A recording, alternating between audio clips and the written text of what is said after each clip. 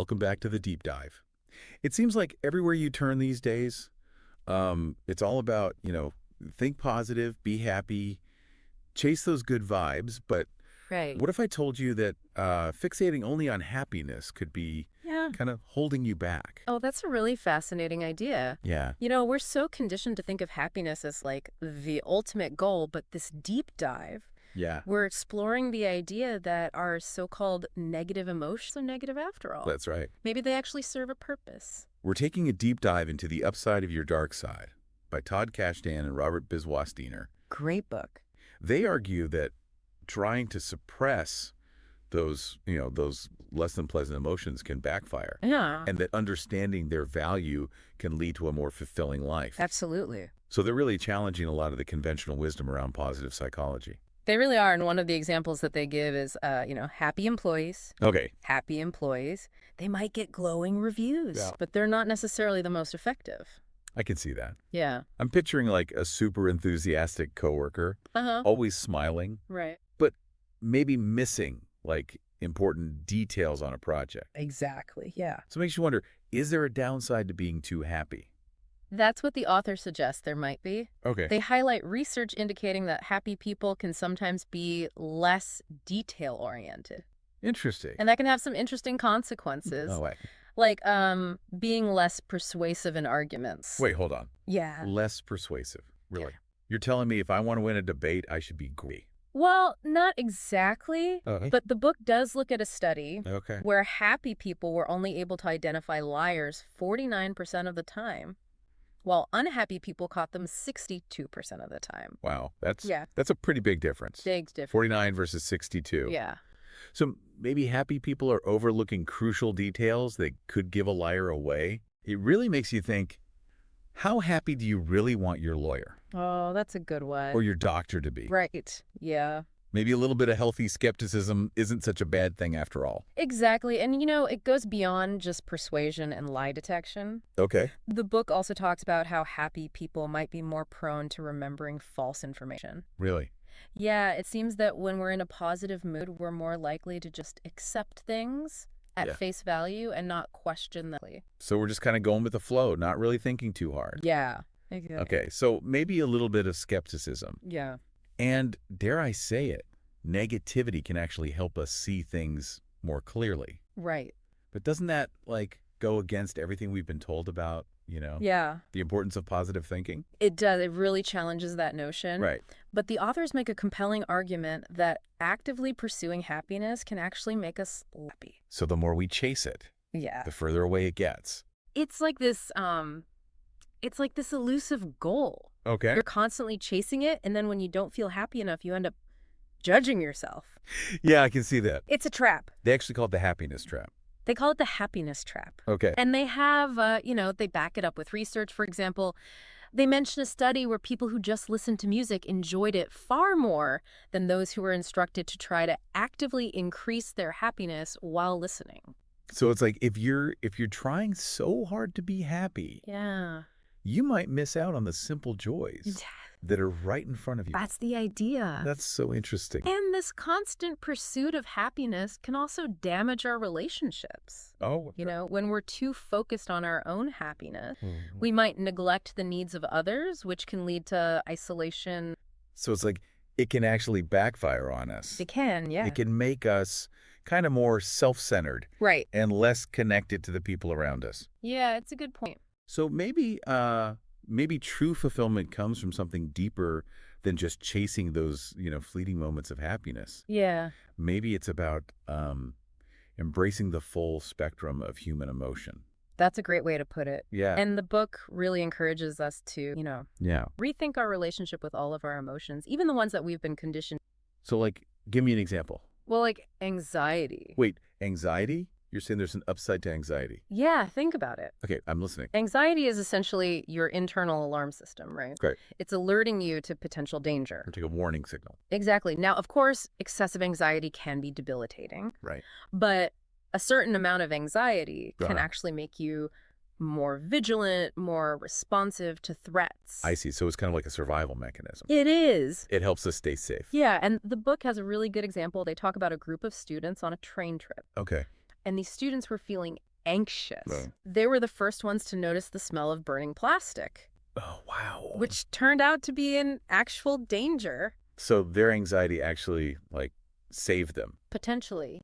Yeah. because it made them more alert to their surroundings. Exactly. Their anxiety, while uncomfortable, helped them detect a threat that other people might have missed. That's a really great example. Yeah. So maybe those anxious feelings can be a sign that we need to pay closer attention, Right. that something's not quite right. Exactly. And it's not just about alertness. Okay. The book explains how anxiety can actually sharpen your senses, Really? make you more tuned in to your environment.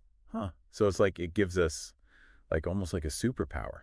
Yeah, in a way it does. Wow. And it can also motivate you to react quickly, find solutions to problems. Yeah, like that adrenaline rush. Yeah, That exactly. you can get when you're facing a challenge. Yeah, that can put you to think on your feet, come up with creative solutions. Okay, so I'm starting to see how even anxiety can have its uses. Yeah. But what about anger? Oh, good one. That's another emotion most of us try to avoid at all costs. Right. Is there any possible upside to that? Believe it or not, there is. Okay. The book makes a really compelling case for the power of anger, particularly when it comes to creativity and authority. Anger and creativity. I would think anger would make you, less creative. It seems counterintuitive, but Yeah. studies have shown that anger can actually boost creativity. Really? Especially for people who like to feel in control. Mm-hmm. There's one study they mention where people who received feedback on a task, Yeah. they came up with more creative uses for a simple brick than those who got neutral feedback. So it's like, the saying, necessity is the mother of invention. Exact. Maybe a little bit of frustration or anger can push us to think outside the box. That's a great way to put it. And the book also talks about how anger can enhance your authority, Yes. make you appear more powerful in certain situations. Now that one I can kind of see, sometimes a little burst of anger can get people to take you seriously. Right. They highlight this study about a mobile phone negotiation Okay. where buyers offered lower prices to sellers who showed anger. Interesting. So it's like the anger signaled that the seller wasn't going to back down easily. So in a weird way, anger can actually work to your advantage, Yeah. especially in a negotiation or something like that. Right. Well, wouldn't that just make you a jerk? Well, that's the key. Okay. Knowing how to use anger strategically Right. without letting it control you. It's all about balance, right? Exactly. It's not about throwing tantrums. Right. It's about understanding how to harness that power constructively. So it's like anger is this powerful tool that can be used for good or for bad. Yeah. It just depends how you wield it. You got it. Okay, let's move on to another pair of emotions that are often kind of lumped together. Okay. Guilt and shame. The book makes a really important distinction between those two. They do. So, why is it so important to distinguish between guilt and shame? Well, they're both uncomfortable emotions, Yeah. but guilt can actually be a positive motivator. Really? How so? Guilt is that feeling that prompts you to make amends for your mistakes, take responsibility for your actions. Like, Right. what makes you apologize when you've hurt someone or, work to fix a problem that you caused? It's kind of like guilt is this moral compass. Yeah. That's guiding us to be better people. Exactly. That's a great way to put it. And the book contrasts that with shame, Okay. which often leads to hiding our mistakes, Oh, I see. trying to protect our reputation. So it's more about self-preservation Yeah. than actually making things right. Exactly. Interesting. So, yeah, guilt can be a really powerful force for good.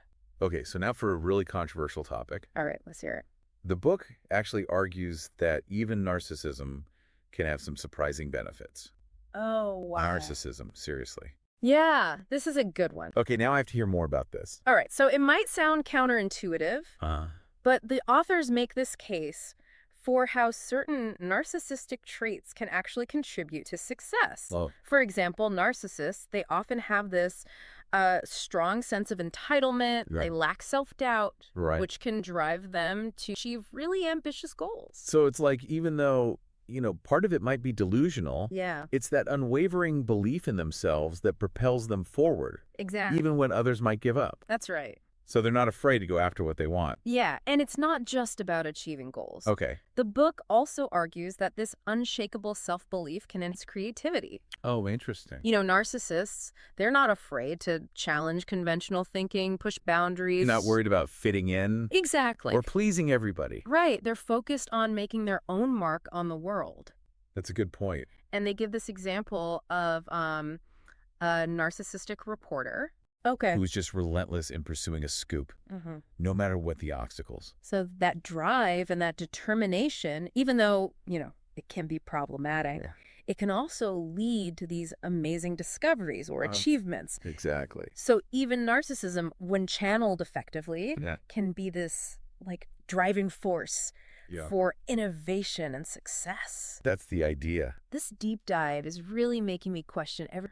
It's all about expanding our perspective Yeah, and recognizing that human nature is complex and multifaceted. right. It's not black and white. No, it's not. There are all these shades of gray. And even our quote-unquote dark side Yeah. can hold valuable lessons Yeah. and contribute to our success and fulfillment. Okay, well said. Now let's shift gears a bit All right. and talk about something that's often presented as the kind of antidote Yeah. to all our stress and anxiety. Okay. Mindfulness. Mindfulness, yeah, it's gained incredible popularity. It's everywhere these days. For good reason, there's a lot of evidence to support the benefits for our mental and physical well-being. But the book suggests that even mindfulness has its limitations. It does, yeah. So what are they saying? That it's not the be-all and end-all? Well, they introduced this idea that our capacity for mindfulness is actually limited by our conscious resources. What do they mean by that? Think of your conscious mind like a bank account.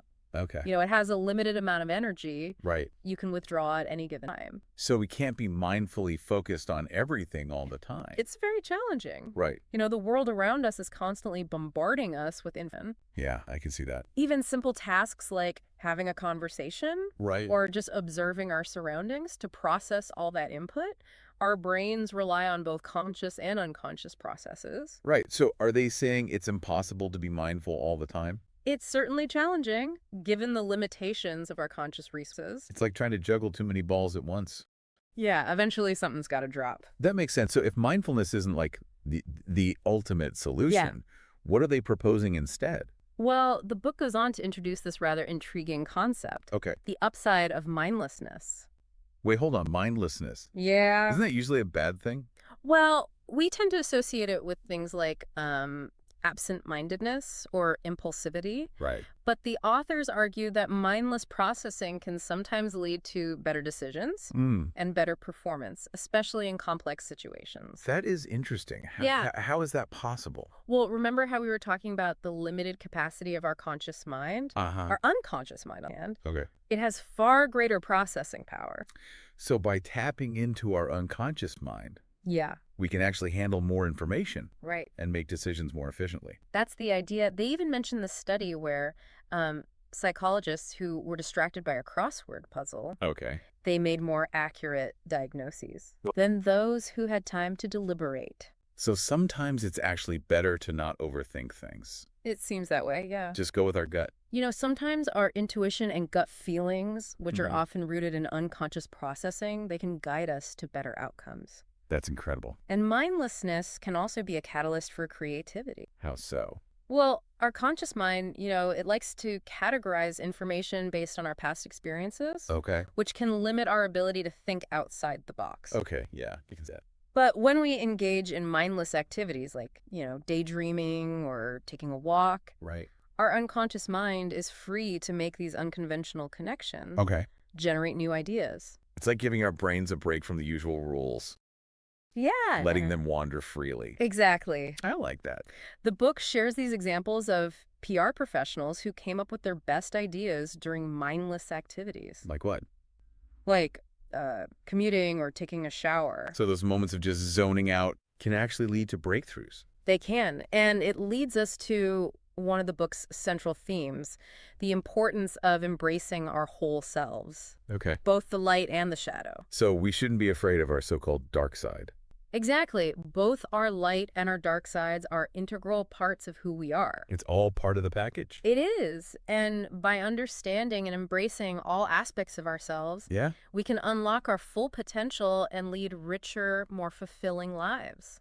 This is really making me rethink everything I thought I knew about emotions and fear. That's the beauty of exploring these unconventional ideas. It is. It challenges our assumptions and opens us up to new. Yeah, well said. Thanks. Okay, now, What's next? this has been an incredible journey so far. Yeah. Who knew our so-called dark side could be so eliminating?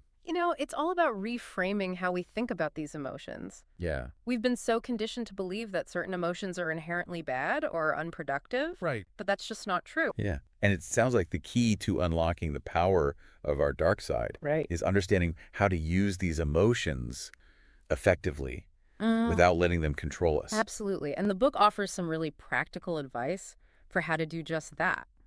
Like what? Well, one key takeaway is to cultivate self-awareness. So becoming more attuned to our own emotional landscape. Exactly. Start paying attention to how different emotions manifest in your body and mind. What triggers your anxiety, what makes you angry, what evokes feelings of guilt or shame. It's like becoming a detective of our own inner world.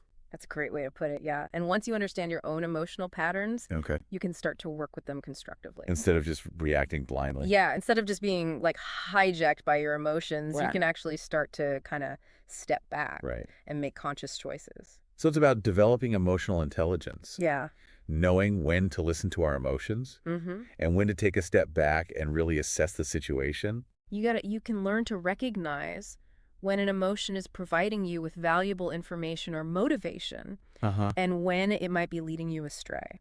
Okay, so it's not about suppressing those negative emotions altogether, Right. but about learning to kind of manage them effectively, Manage them, yeah. work with them. Exactly. And that brings us to another important point, challenging our assumptions about what constitutes a good or bad emotion. So moving beyond those simple labels.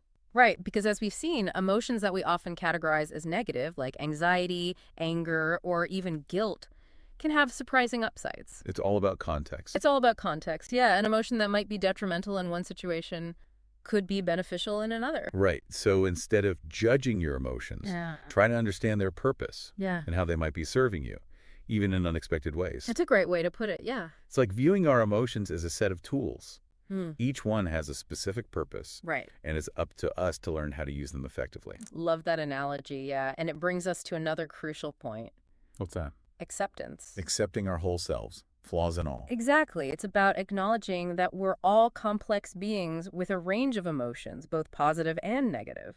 Yeah, it's like giving ourselves permission to be human, Mm-hmm. to not strive for some unattainable ideal of constant happiness and perfection. That's right, because you know what? Right.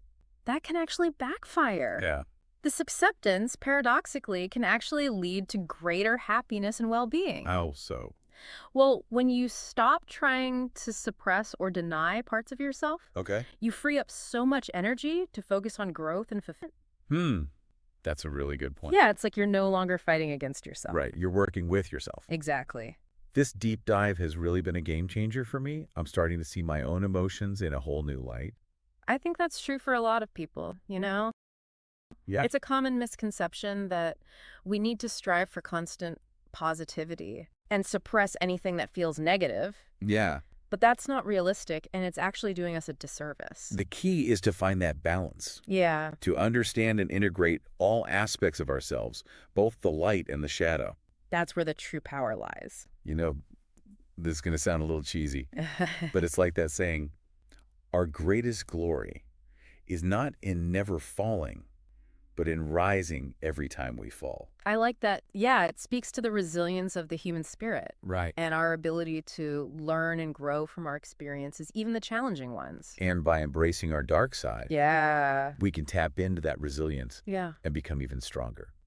Well, this has been an incredible journey into the depths of human emotion. It has. We've only just scratched the surface. Well, you have. There's so much more to explore. There is, and I highly encourage everyone listening to check out the book for themselves. Great book. It's packed with fascinating research, real-life examples, practical tips for harnessing the power of your, less than perfect emotions. Yeah. Really useful stuff. So as we wrap up this deep dive, Okay. I want to leave you with a final thought. Okay. The authors of The Upside of Your Dark Side, Yeah. they make a really compelling case for the importance of embracing our whole selves. But they also emphasize the importance of using our emotions wisely Right. and ethically. So it's not about giving ourselves a free pass to be jerks Right. or to justify harmful behavior. No, it's about understanding that even our darker emotions can be channeled for good. Right. But it's up to us to use them responsibly. This deep dive has given me so much to think about. Yeah, me too. I'm already starting to see my own emotions in a new light. And that's the beauty of exploration and self-discovery. Yeah. It's a continuous journey. It's like we have this whole toolkit of emotions at our disposal, Mm. and we need to learn how to use each tool effectively. A great analogy. And remember, just as a skilled craftsperson wouldn't use a hammer for every task, we need to be discerning about which emotional tools we utilize in different situations. Okay, so we've talked about embracing our dark side, Yeah. using those, less than perfect emotions to our advantage. Yeah. But what does that actually look like Mhm. in real life? How can we actually put this into practice? It's a great question. It's one thing to kind of understand these concepts intellectually, Yeah, but it's another to actually apply them in our day-to-day lives. exactly. So do you have any tips Yeah. for how we can start integrating these ideas into our own lives? Well, one of the most powerful things you can do is simply become more aware of your emotional patterns. Okay. So pay attention to what triggers certain emotions in you and how those emotions impact your thoughts and behavior. So it's about developing that self-awareness we were talking about. Yeah. Noticing those like knee-jerk reactions and starting Yeah. to question them. Exactly. Like, why am I feeling this way? What's Yeah. going on here? What's the root of this? And once you're more aware of your emotional patterns, you can start to experiment with different ways of responding. Okay, give me an example. Okay, let's say you notice that you tend to get defensive when you're critical. You can try taking a deep breath, Right. really listening to feedback Okay. before reacting. So it's like creating that space Yeah. between the stimulus and the response. Exactly. So you can choose a more constructive way of reacting. You got it. And it's also about challenging those limiting beliefs Okay. we often have about our emotions. Mm. For example, if you've always believed that anger is a destructive emotion, Yeah. try reframing it as a source of energy or motivation. So instead of trying to like suppress my anger, Yeah. I might ask myself, what is this anger trying to tell me? What action does it want me to take? That's a great way to approach it. Right. And remember, it's a process. It takes time and practice Yeah. to develop these new habits and ways of thinking. It's like learning a new language or a musical instrument. It's It's not going to happen overnight, but Right. with consistent effort, we can start to like shift our relationship Yeah. with our emotions and harness their power for good. Absolutely. And one of the most rewarding aspects of this journey is discovering hidden strengths and talents No. Okay. we never knew we had. It's like unlocking this whole new dimension of ourselves. It really is. So before we wrap up this incredible deep dive, Okay. I have one last question for you. All right. Shoot. We've talked about how our so-called negative emotions Uh-huh. can actually have upsides. Right. But what about you personally? Mm. Is there one quote-unquote negative emotion that you think you might be underestimating? That's a great question. I've been thinking about this a lot lately. Yeah. And honestly, I think for me, it might be envy. Envy, really? I Yeah. wouldn't have guessed that. It's not exactly an emotion we're encouraged to embrace. Right, it has kind of a negative connotation. It does, but I've been thinking about how envy, when channeled appropriately, can actually be a really powerful motivator. Mm. Instead of letting it consume you or make you feel resentful, Yeah, you can use it as fuel to achieve your own goals. that's a really good point. It's about recognizing what triggers your envy Okay. and then asking yourself, what can I learn from this person? What steps can I take to cultivate those qualities or achieve those things? That's such a good reframe. I love that. Thanks. It's amazing how shifting our perspective on our emotions can open up all these new possibilities. It really is. It's all about challenging those ingrained beliefs we have about what's good and bad Yeah. and embracing the full complexity of human emotion. Well, this has been an absolutely mind-blowing deep dive. It has. Thank you so much for joining me on this exploration of the upside of your dark side. My pleasure. I know I've learned a lot, Me too. and I hope our listeners have too. I hope so. And to everyone listening out there, we hope this deep dive has challenged your assumptions about human emotion, Yeah. inspired you to embrace your whole self, dark side and all. That's what we're all about. Remember, sometimes a little darkness can help us shine even brighter. Well said. We'll see you next time on The Deep Dive.